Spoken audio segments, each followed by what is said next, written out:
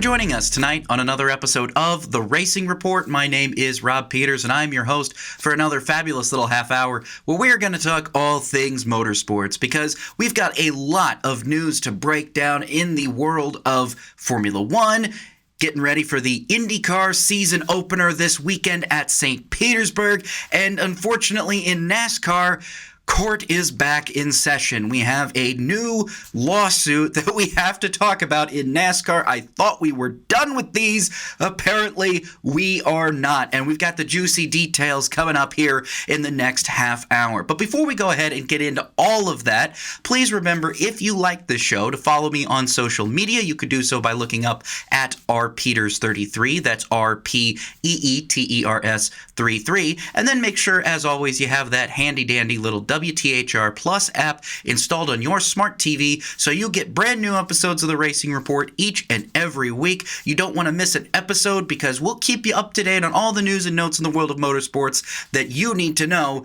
to be able to watch the races and have all that context that makes them so much more fun to enjoy.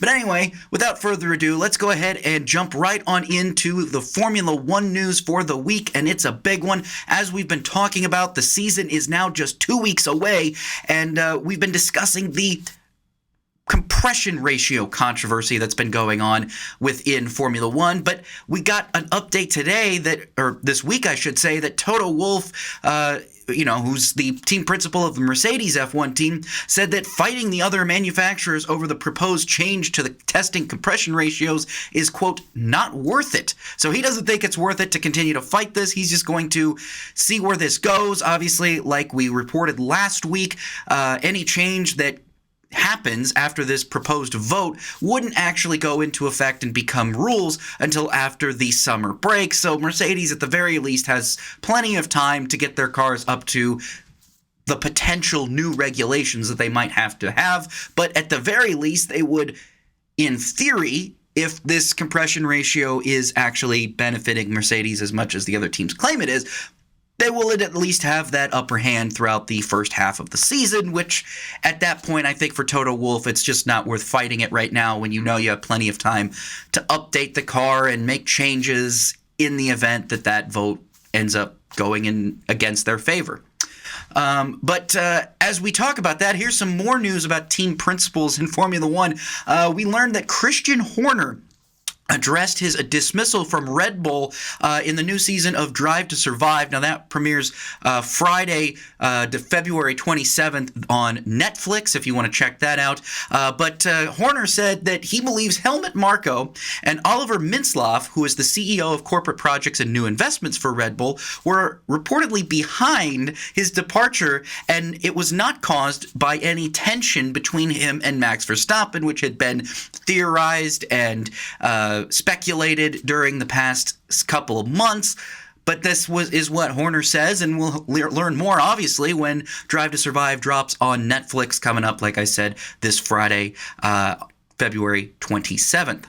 Meanwhile, some big news on the F1 front as well. F1 is reportedly looking to double the number of sprint races next season, going from 6 to 12. And in that same vein, F1 CEO Stefano Domenicali says that any new overseas additions for the calendar would likely not happen until the 2029 season. Now, when I say overseas, I literally mean anything that's not in mainland Europe. So they were talking with Rwanda, Thailand, South Korea for possible new additions to the F1 calendar, but it appears that the soonest that any of those, if they come to fruition at all, would be until 2029. Now, as a result of that, Domenicali says in order to fill the gap for next year and the year after that, it's entirely possible that they could look for another European race to potentially fill in that schedule hole.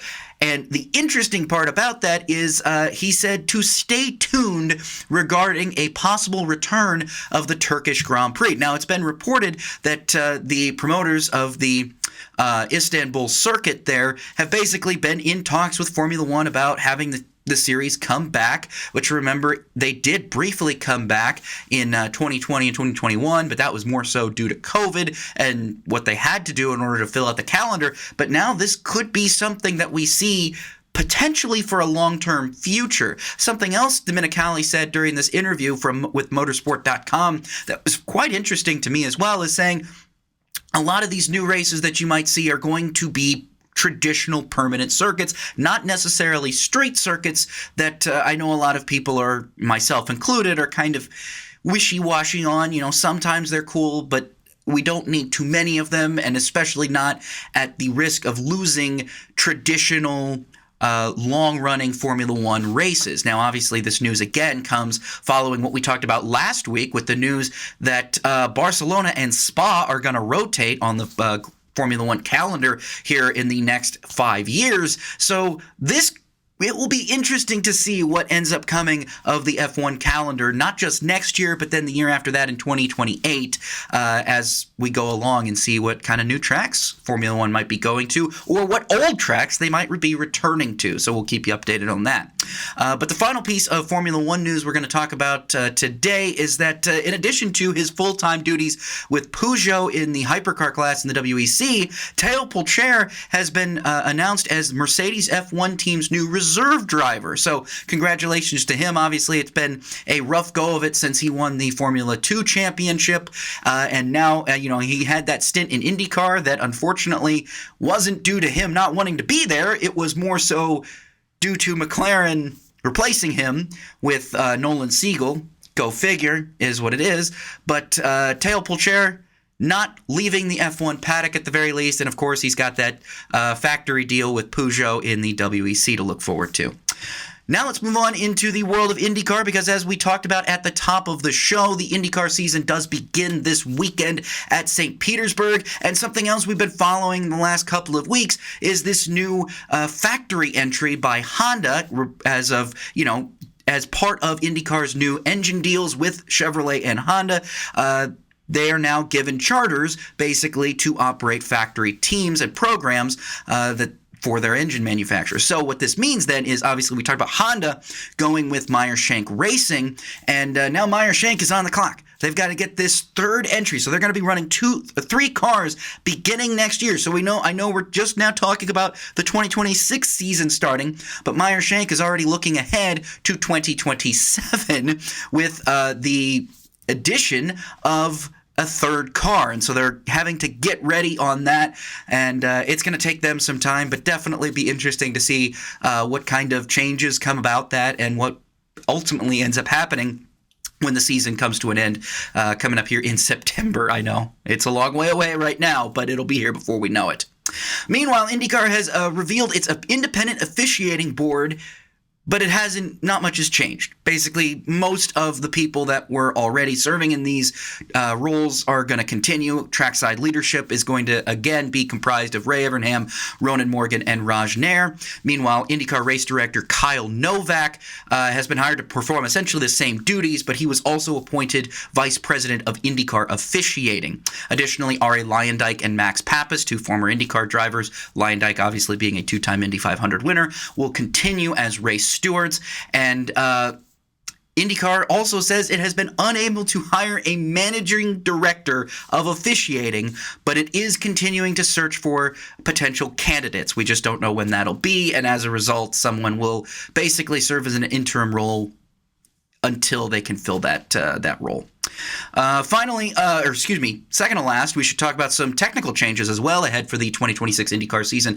IndyCar has developed new flaps for super speedways that will sit atop the rear tire ramps in an attempt to essentially act as a roof flap does in NASCAR, meaning it will deploy and go up during a spin to keep the cars on the ground.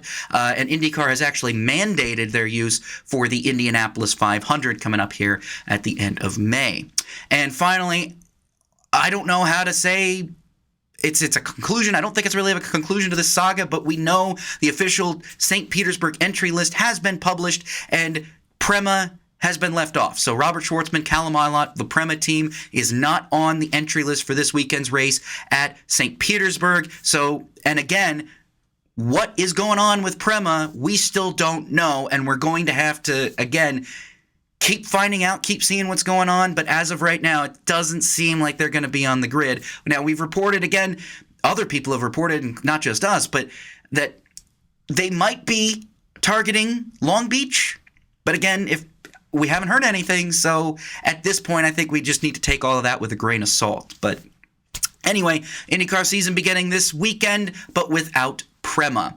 Now let's move into the Formula E news before we get underway with our first commercial break. We'll talk about this. New reports say that Formula E is eyeing a 19-race season next year with, of course, a second race in the United States. Now, this is something we talked about previously, but Formula E CEO Jeff Dodds addressed this to motorsport.com this week, saying that he's mentioned street races possibly in Phoenix, Atlanta, Detroit, Denver, and Toronto, as well as permanent locations at COTA and Laguna Seca, so we've got a decent amount of potential street races and at least 2 potential permanent courses that Formula E is looking at for that second United States round next year. Now, ultimately, Jeff Dodd said that they have had conversations with 11 different cities, but right now they are only officially talking with 6. Now, Dodds also said that he would like to see the Formula E calendar expand to as many as 22 races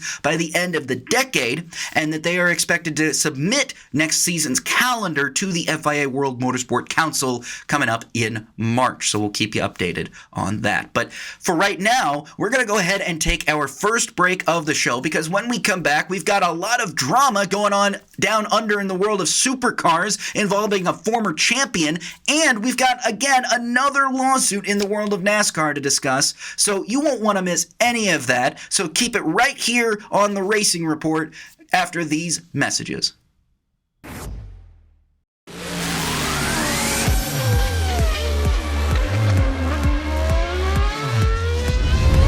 And welcome back to the Racing Report. My name is Rob Peeters. Thanks so much for sticking with us through that break. Let's go ahead and talk about that Supercars drama that I was alluding to before we took our first break. Former series champion Brody Kostecki is under fire after a social media video was posted by his former teammate Will Brown showing him underneath Chaz Mostert's car prior to last weekend's Sydney 500. Now, Motorsport Australia stewards were reportedly consulted about this, but opted not to take any action. Now, Kostecki claimed that he did not see any sensitive information while he was underneath the car, and that Walkinshaw TWG, quote, covered up the undercarriage of the car, so it wasn't like he could see anything anyway. Now, obviously, Kostecki and Will Brown have been formally reprimanded by their respective teams. Kostecki now with Dick Johnson Racing, and Brown now with Red Bull Ampol Racing. But that didn't seem to ease the tensions all that much, because Triple Eight Racing manager Mark Dutton, who, by the way, is basically Will Brown's boss, said Kostecki should not have been allowed to compete in the Sydney 500 this past weekend, claiming that spying is, quote, worse than drug cheating. Now, obviously, Kostecki has again denied that he didn't see anything proprietary underneath the car and it was just a simple joke, but if anything we've learned, it's that you gotta be careful still what you post on social media, even if it's kind of just a joke between two friends. You still got to be careful, because this stuff will come back and bite you. But as of right now, I don't think anything major is going to come about this. As I said, Motorsport Australia looked into it, and they're not going to take any action. But definitely Kostecki and Brown, to a lesser extent, are coming under fire for just what seemed like a harmless social media video early last week.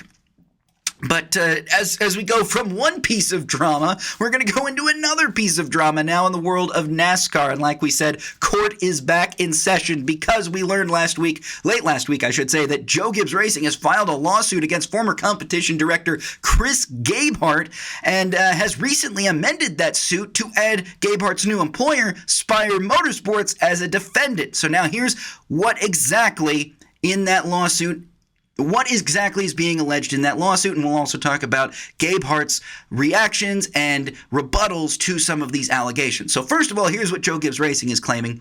The lawsuit claims that Gabehart allegedly synced his Joe Gibbs Racing laptop to his personal Google Drive while also taking pictures of sensitive information. Now, JGR says that they conducted a, quote, forensic investigation that allegedly found Gabehart had a file on his laptop named, quote, Spire, that contained at least 20 of Joe Gibbs Racing's race car setup files. Now, Gabehart was officially announced as Chief Motorsports Officer at Spire just this past weekend, but JGR formally terminated Gabehart on February 9th for, quote, misappropriation of the company's confidential information and trade secrets. But Gabehart had not been working, essentially, he had not basically been doing any duties for JGR since November 10th. So it took them all that time to formally terminate him, but it's important. We'll hear more about that when we talk about Gabehart's response to that. But as of course, Gabehart, after being served these papers, filed a declaration to deny an injunction that would place a temporary restraining order on him, preventing him from working for Spire. So that's what JGR has basically said. They're asking the courts to not allow Gabehart to begin working for Spire because they believe that he stole confidential information from them during that transition. Now, here's what Gabehart said. Gabehart says that he wasn't paid by Joe Gibbs Racing in November, December, January, or February, and that his insurance wasn't transferred to Cobra properly, leading to a denial of health insurance claims. So if you've ever been laid off from a job, I have before, and not because you haven't been fired. Keep in mind, you're not fired specifically, you just laid off sometimes. What they'll do is they'll say, okay, you could keep your health insurance, current health insurance, but you have to pay into Cobra, and it's usually a ridiculously high amount. But Gabehart is saying that they didn't do that properly, which means that he tried to file health insurance claims, and they all got denied, basically saying he didn't have health insurance. So that was problematic for him. But now Gabehart has also basically bit back at Joe Gibbs Racing, claiming that his role at Joe Gibbs Racing was undermined because Ty Gibbs's team was managed directly by Coach Joe Gibbs, and that Ty was not held as accountable. Now, Gabehart also claims that the Spire folder on his computer was actually to evaluate the job offer that he claims came unsolicited by Spire. Additionally, Gabehart says that Joe Gibbs, quote, repeatedly pressured him to take over as crew chief of the number 54, aka Ty Gibbs car, but despite his objections, Gabehart said ownership continued to pressure him. So basically, Joe Gibbs Racing kept asking Chris Gabehart, please be the crew chief for Ty Gibbs' team. He said no, but they kept pressuring him, and eventually Gabehart said he made the reluctant decision to become the crew chief of the number 54 car. That happened on June 28th. Now, Gabehart also claims that Ty Gibbs, quote, was not held to the same meeting attendance standards as other team members, basically alleging that Ty Gibbs was frequently late to team meetings. And then Gabehart admitted to taking photos on his cell phone, but claims it was pictures of files that he had created or had a role in creating, and that he did not intend to share them. So, some very big news in the world of NASCAR, especially with that lawsuit, and we'll be sure to bring you the latest updates as soon as we get them. But right now, that's all we know about exactly what went on in this lawsuit alleged. Again, it's just basically he said, she said right now. I've said Joe Gibbs's piece, and I've also said what Gabehart claims. So again, all of that is going to be make of it what you will. Let's move on to the next piece of NASCAR news, because the NASCAR has officially announced the format for this year's All-Star race, which is moving to the Dover Motor Speedway. Now, important to note, there will no longer be an open prior to the race, and instead all drivers that are would be eligible for the open and the All-Star race will start the 350-lap race. Now, that will be broken up into 3 segments, but Saturday qualifying will set the lineup for Segment 1, while Segment 2 will take the top 26 finishers from Segment 1 and invert them. Qualifying will consist of 1 full lap at speed, followed by a 4-tire stop, and then once you get off pit road, you complete it again, and that's your qualifying. But Segments 1 and 2 will be 75 laps each, with the final segment being 200 laps. Drivers eligible for the final segment are the drivers who would normally have been eligible for the All-Star race, and the remaining spots. So they're going to have 26 cars compete in the final segment.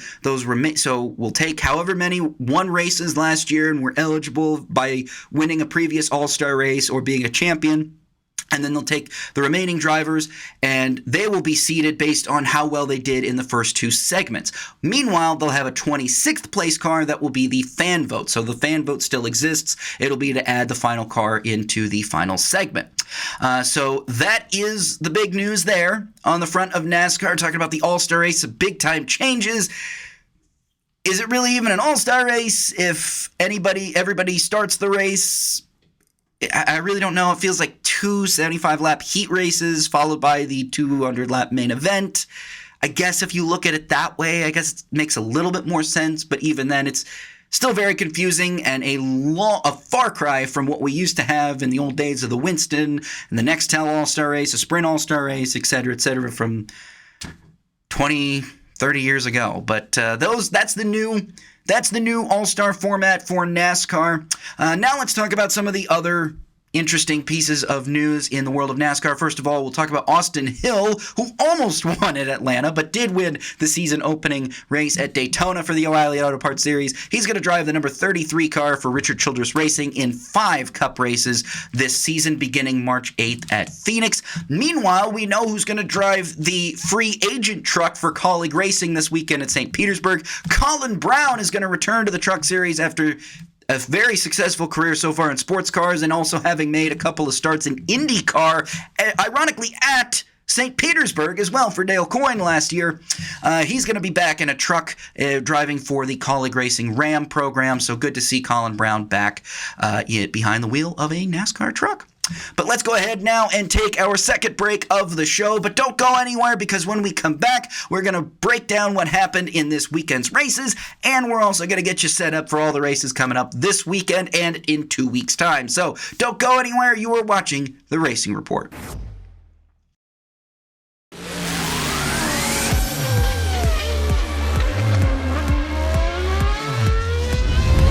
And welcome back to the Racing Report. My name is Rob Peeters. Thanks so much for sticking with us through that break.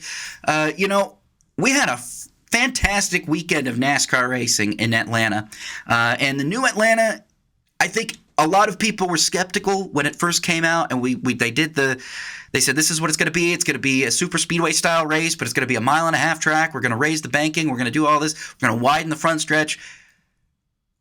I think most of us who've been watching NASCAR for a while, we're kind of skeptical about this, but goodness gracious, look at what we've got. I mean, 3 amazing, thrilling races back to back to back, basically. Now, the truck race obviously got a bit of a late start due to some rain, and ultimately they had to convert it kind of to a timed race. Not really a timed race, but they said they had until 4:20 to basically finish it, and that was because the O'Reilly Auto Parts Series race was supposed to start around 5 o'clock, and the CW actually has an exclusive window, so FS1 couldn't technically still be airing NASCAR during the CW's window, and also FS1 had a basketball game they had to get to, so NASCAR decided to end it about 10 laps early. But hey, we still saw a fun race. Kyle Busch getting the win. Busch back in victory lane, albeit it's not in a cup car and it is in a truck, but still a much-needed win for Kyle Busch when it comes to getting his confidence back and hopefully getting back into victory lane for the Cup Series. His Spire teammate, he was driving for Spire in the Truck Series, so his de facto teammate in that car, Carson Hocevar, was definitely giving him a lot of help trying to get him to another victory in the Truck Series. Meanwhile, in the O'Reilly Auto Parts Series, we had a first-time winner in Sheldon Creed finally getting it done after 15 second-place finishes, and how else does it happen but Austin Hill leading into Turn 3, turned by Ross Chastain after a bad block. Here comes Sheldon Creed on the outside, surviving the spin, gets through, passes everybody, and finally gets that win after, like I said, 15 second-place finishes. Austin Hill congratulated his former teammate in victory lane after the fact. It seemed like a very popular win,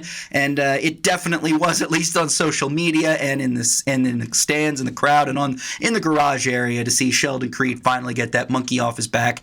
He's a former Truck Series champion, but reminded me a bit of Casey Kane's rookie season. Just so many second-place finishes. You had to ask yourself, when is it going to happen? When is is it going to happen? Finally, it happened this past weekend at Atlanta. Then in the Cup Series, Tyler Reddick took his second straight Cup Series victory. So he's 2 for 2 to start the season. And that also means Michael Jordan is 2 for 2. And boy, someone pointed out a joke that Michael Jordan's been interviewed on Fox for NASCAR coverage more than he has been on NBC for NBA coverage. That was an interesting little tidbit there. But in the world of supercars, we had Brock Feeney basically coming out and saying, you know what, I lost the championship last year. I'm not going to do this again. And he has come out and won at least two, the first and the third races in the Sydney 500. Of course, the third being a very, very hot race as it was run during the daytime hours, whereas the race 1 and 2 were run at night. But race 2 was actually won by Anton De Pasquale, getting back into victory lane. Not victory lane, but back on the top step of a podium, I guess. For the first time in quite some time since he was driving for Dick Johnson Racing. So good news for Anton De Pasquale to get that monkey off of his back. And now we look ahead to some of the races this weekend. Obviously, we talked about NASCAR Truck Series is making their first ever appearance on a street race. They're going to be with the IndyCars down in St. Petersburg this weekend. The Truck Series race will be on Saturday, with the IndyCar race being on Sunday. Both of those races will be on over-the-air Fox, so you don't need cable to pretty much watch every race this weekend. That's kind of neat, because then the O'Reilly Auto Parts Series race could be on the CW. They'll be from the Circuit of the Americas, and then of course Fox will have coverage of the NASCAR race at Circuit of the Americas on Sunday. Meanwhile, Formula One and Supercars will also return in 2 weeks' time when they get to Melbourne for the opening race of the Formula One season, the Australian Grand Prix, and Supercars will hold their second event of the season. So that is it for this week's episode of the Racing Report. Again, thank you so much to everybody who tunes in and watches every single week. Again, we really appreciate it. But again, we'll be back again next week to recap all those races that happened that we're talking about now. And we'll keep you updated, as always, on all the latest news in the world of motorsport. So for WTHR Plus, my name is Rob Peeters, and this has been the Racing Report.